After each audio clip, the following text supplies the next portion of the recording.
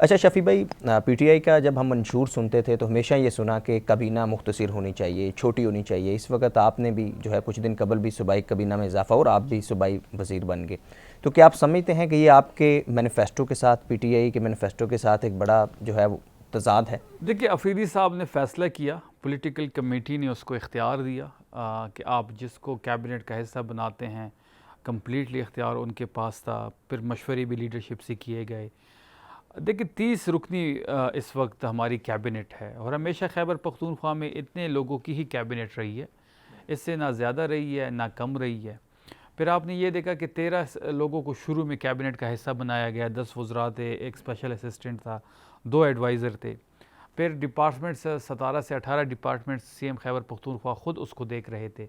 फिर खैबर पख्तूनख्वा के chief minister के अपने भी मसरूफियात होते हैं, फिर पार्टी की तहरीक भी है, लेकिन वो 18 महकमों को टाइम भी दे रहे थे, टाइमली उनकी मीटिंग्स भी करते थे।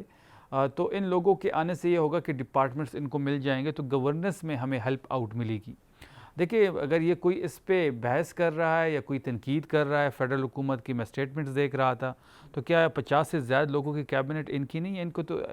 इनकी तो कैबिनेट ऐसी है कि अगर किसी को किसी की तरफ से यकीन दहानी कराई गई थी कि आपको सीट मिलेगी और वो हार गया तो उसको भी स्पेशल असिस्टेंट टू पीएम लगा देते हैं।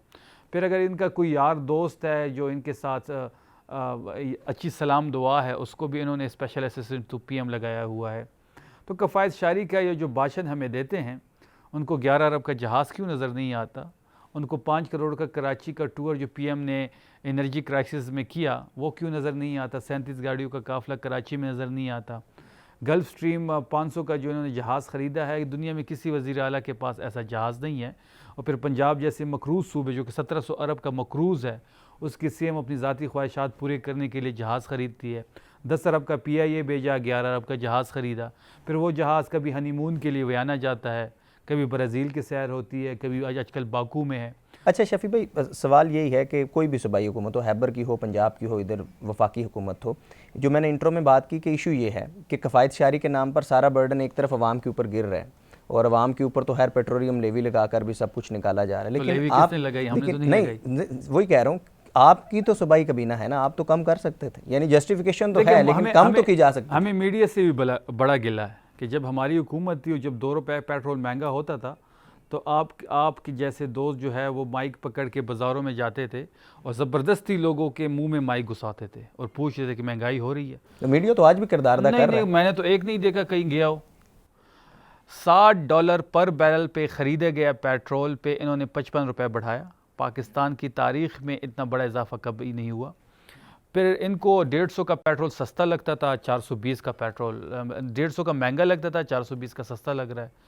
अभी भी आलमी मार्केट में वो कीमतें नहीं हैं जो इमरान खान साहब के दौर में थी। $120 पर बैरल आलमी मार्केट में ये रेट था। अभी 100, 105, 110 के करीब ही होंगी, इससे ज़्यादा नहीं है। और पाकिस्तान में जो पेट्रोल है वो 410 का मिल रहा है।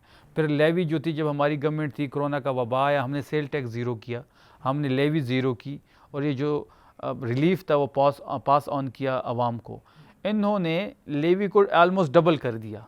ये कह रहे हैं कि जी टैक्स कलेक्ट नहीं हो रहा, तो ये क्या आपने पेट्रोलियम के मद में टैक्स सारा पैसा कलेक्ट करना है?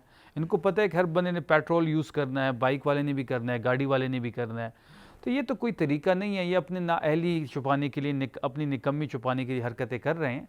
देखिए, ये कहते थे कि हमारे पास तजुर्बेकार टीम है। आपको याद होगा फिर एक शख्स जो गवर्नमेंट कायम हुई, क्योंकि इमरान खान साहब की हुकूमत तो 9 अप्रैल को ख़त्म कर दी गई थी बैरूनी साजिश के तहत अंदरूनी गद्दारों ने। फिर उसके बाद जब इनके फिर गवर्नमेंट कायम हुई तो एक शख्स आया, वो कहता कि स्टॉक मार्केट्स के जो शेयर के प्राइसेस है या जो इंडेक्स है बड़ा पॉजिटिव है। किधर गई वो तजुर्बेकार टीम? के तजुर्बेकार टीम ये थी कि 150 का पेट्रोल 420 का दे रहे हैं, 1200 का आटा 2600 में दे रहे हैं। दालें देख लें, डॉलर रेट देख लें, इकोनॉमिक कंडीशन देख लें, ज़र मुबादला देख लें, एक्सपोर्ट्स देख लें, सेंसिटिव प्राइस इंडिकेटर देख लें, कोई एक सेक्टर में हुकूमत ने कोई कामयाबी हासिल की हो तो फैक्ट एंड फिगर सामने शफी भाई, जब तरीके इंसाफ की फुल फ्लैज हुकूमत थी उस वक्त भी तो क्या उस्मान बुज़दार तजर्बाकार थे? आप बताएं। देखिए, हमसे गलतियाँ हुई है, इसमें कोई शक नहीं है, और अपनी गलतियों का हम खमियाजा भुगत रहे हैं। अगर हम गलतियाँ ना करते तो शायद हम इस नहज पे ना होते।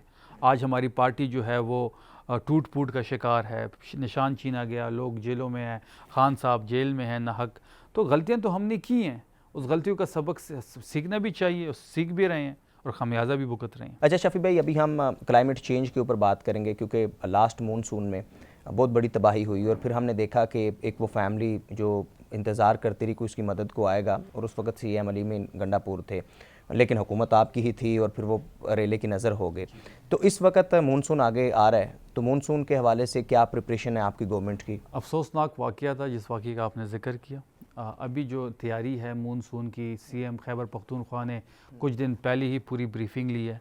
सूबाई हुकूमत कम्प्लीटली तैयार है। ऐसे कोई भी हादसे से निपटने के लिए ऐसे कोई भी हालात वहाँ पे बनते हैं।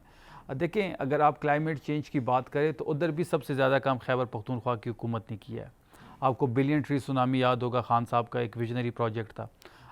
मैं आपको कुछ पिक्चर्स दिखाऊंगा कि वहाँ 2019 में सैटेलाइट से वो पिक्चर ली गई हैं कि 2019 में उस एरिया की क्या हालत थी और अब कैसे सरसब्ज़ और शादाब है।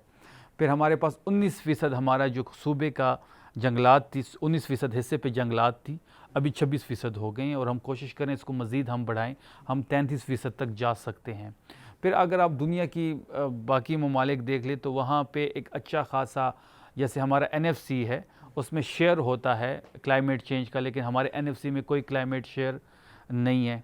फिर हमारे पास 50% हम जो पोल्यूशंस हैं उसको हमारा जंगलात जज़ब कर सकता है, उस पर हम काम कर रहे हैं। तो देखिए, खैबर पख्तूनख्वा वाहिद हुकूमत है जिसने जंगलात की कटाई पे पाबंदी लगाई हुई है। फिर ये जो हमारा नॉर्थन एरिया है या जो हमारे टूरिस्ट स्पॉट्स हैं उसको प्रिजर्व करने के लिए हम इकदाम कर रहे हैं। तो खैबर पख्तूनख्वा क्लाइमेट पे बड़ा काम कर रहा है और जो खान साहब का विजन था बिलियन ट्री सुनामी का, उसने हमें काफ़ी अच्छा हेल्प शफी भाई, अगर हम स्पेसिफिक उस वीडियो को देखते हैं जिसमें वो फैमिली सैलाबी रेले की नज़र आई, उसमें बहुत सिंपल सा है कि अगर कोई हेली करीब होता या कोई हेली सर्विस होती, कोई रेस्क्यू रिलीफ का ऐसा अदारा होता जिसके पास हेली होता तो उन्हें बासानी बचाया जा सकता था। सेकंड, अगर कोई ड्रोन्स ऐसे होते तो जिनसे आप मॉनिटर कर सकें स्पेसिफिक। तो ये जो आप प्रिपरेशन कर रहे हैं मानसून के हवाले से, इसमें ये दो चीज़ें क्या ऐड हैं, हेली एंड ड्रोन्स? हेली जो है, हमारा जो हेली था जो इस किस्म की एक्टिविटीज़ के लिए यूज़ होता था, वो तो एक हादसे के नज़र हो गया। वो भी वहाँ पे जब बुनीर का वाक़या हुआ था, उस का इमदादी कार्रवाइयों कर रहा था तो उसमें हादसे का शिकार हुआ। दूसरा हेलीकॉप्टर हमने अभी तक नहीं ख़रीदा। हमारे पास एक ही हेलीकॉप्टर है जिसमें अक्सर आप अफरीदी साहब को या गवर्नर साहब को सफ़र करते हुए देखते हैं, और जब भी हम अपनी पार्टी की कोई एक्टिविटी करते हैं तो बाकायदा हम उसको पे करते हैं, वो हम हुकूमत पे ख़र्चा या बोझ नहीं तो डालते। ऐसा आप खरीद नहीं सकते? कोई प्लान नहीं है रेस्क्यू रिलीफ के लिए कि हेली आवाम के लिए भी खरीदा जाए? बिल्कुल प्लान में है ख़रीदने का, लेकिन अभी जो है कफ़ायत शारी की एक मुहिम चल रही है। जैसे ही हम ये समझेंगे कि ये राइट टाइम है ख़रीदने का तो हम ज़रूर ख़रीदेंगे। हम मरियम सफदर की तरह अपनी ज़ाती ख्वाहिशात पूरी करने के लिए 11 अरब का जहाज़ नहीं ख़रीदना चाहते। हम अपने अवाम के लिए रिलीफ एक्टिविटी के लिए हेलीकॉप्टर ही ख़रीदेंगे, और जब राइट टाइम होगा तो हम ज़रूर ख़रीदेंगे। और अभी जो जिस आपने कहा कि तैयारियां क्या है, तो बिल्कुल तैयारियां हमारी कंप्लीट है। ड्रोन्स पे भी हम इन्वेस्ट कर चुके हैं और इंशाल्लाह हमें उम्मीद है कि आइंदा ऐसा कोई वाक़या दरपेश नहीं। 28th अमेंडमेंट जो है एक दफ़ा फिर उसका जिक्र हो रहा है, तो NFC अवार्ड को लेकर आपकी कोई पीपल्स पार्टी से जो है वो कोऑर्डिनेशन हुई हो, या आप समझते हैं कि NFC को रिविज़िट होना चाहिए? देखिए, तरमीम की जहाँ तक बात है, मैं ये समझता हूँ कि ये असम्बली जो है ये लेजिटिमेट नहीं है। इसके पास कोई इख्तियार नहीं है तरमीम करने का। अच्छी हो बुरी हो ये अलग बहस है। 26वीं 27वीं तरमीम तो हुई ना, क्या हुआ उस तरमीम में? डंडे के ज़ोर पे हुई, दोनों जमातों को डंडे के ज़ोर पे इकट्ठा किया गया। पीपल्स पार्टी के पास अलग ड्राफ्ट था, नून के पास अलग ड्राफ्ट था, जो मंजूर हुआ वो अलग ड्राफ्ट था। इनकी इतनी हैसियत नहीं है कि वो ड्राफ्ट ही पढ़ लेते, या उस ड्राफ्ट में ज़ेर ज़बर फुल स्टॉप कॉमे के चेंज का इख्तियार इनके पास नहीं है। 17 सीटों पे ये बराजमान है। जब आप भर्ती होते हैं, जब आपको कोई बैठाता है तो फिर आपने फ़ैसले भी उनकी ही मर्ज़ी के करने होते हैं।